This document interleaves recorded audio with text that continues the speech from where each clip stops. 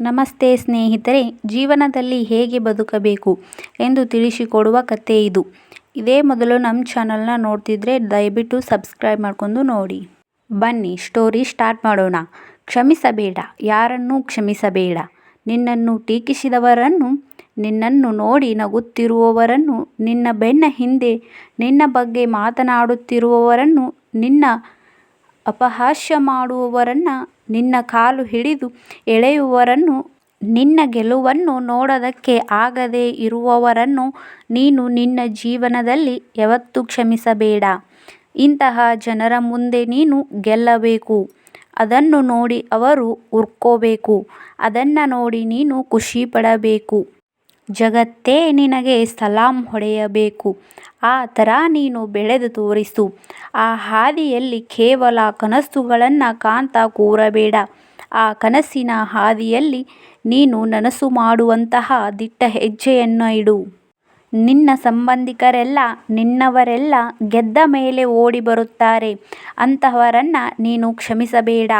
ಅಂತಹ ಜನರನ್ನು ನೀನು ಎಲ್ಲಿ ಇಡಬೇಕೋ ಅಲ್ಲಿಯೋ ಇಡಬೇಕು. ನೀನು ಯಾರ ಮೇಲೂ ಜಾಸ್ತಿ ನಂಬಿಕೆ ಇಡಬೇಡ.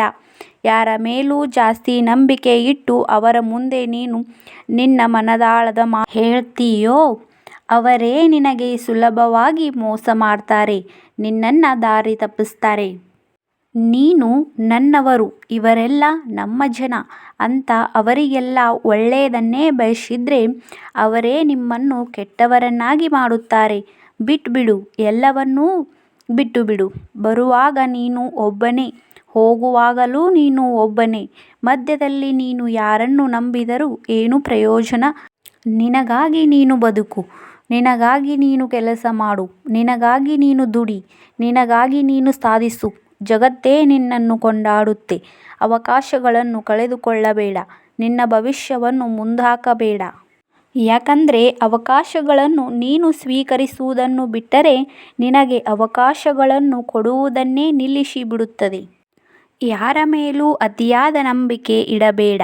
ಯಾರಿಂದಲೂ ಅತಿಯಾದ ಅಪೇಕ್ಷೆ ಬಯಸಬೇಡ. ಯಾಕೆಂದರೆ ಅತಿಯಾದ ನಂಬಿಕೆ ಹಾಗೂ ಅತಿಯಾದ ಅಪೇಕ್ಷೆ ನಿನಗೆ ಬಹಳಷ್ಟು ನೋವನ್ನು ತಂದುಕೊಡುತ್ತದೆ. ಕತ್ತಲಾಗದೆ ನಿನಗೆ ನಕ್ಷತ್ರ ಕಾಣಲ್ಲ. ಕಷ್ಟ ಇಲ್ಲದೆ ಜೀವನವೇ ನಡೆಯಲ್ಲ. ಈ ಜೀವನದ ಏಳು ಬೀಳುವಿನ ಬಂಡಿ ಸಾಗೋದಕ್ಕೆ 1000 ಮುಳ್ಳಿದ್ರೂ ಕೂಡ ನೀನು ಹೂವಿನಂತೆ ಮಿಂಚುತ್ತಾನೇ ಇರಬೇಕು. ಅದುವೇ ಜೀವನ. ನಿನಗೊಂದು ಮಾತು ಹೇಳ್ತೀನಿ, ಯಾವತ್ತೂ ನೆನಪಿನಲ್ಲಿಟ್ಕೋ. ಒಳ್ಳೆಯ ಯೋಚನೆಗಳು ಯಾವತ್ತೂ ಒಳ್ಳೆಯ ಫಲಿತಾಂಶವನ್ನೇ ಕೊಡುತ್ತಾ ಬರುತ್ತವೆ. ಅದಕ್ಕಾಗಿ ನೀನು ಕೆಟ್ಟ ಪರಿಸ್ಥಿತಿಯಲ್ಲಿದ್ದರೂ ಒಳ್ಳೆಯದನ್ನೇ ಯೋಚನೆ ಮಾಡು. ಯಾವತ್ತೂ ಬೇರೆಯವರ ಬಗ್ಗೆ ಕೆಟ್ಟದ್ದನ್ನು ಯೋಚನೆ ಮಾಡಬೇಡ. ನೀನು ಸಾಗುವ ದಾರಿಯಲ್ಲಿ ನಿನಗೆ ಹೂವಿನ ಹಾಸಿಗೆ ಹಾಕಿ ಯಾರೂ ಕೂಡ ಸ್ವಾಗತ ಕೊಡಲ್ಲ. ಅಲ್ಲಿ ಕಂಡುಬರುವುದೆಲ್ಲ ಕಲ್ಲು ಮುಳ್ಳಿನ ಹಾದಿ.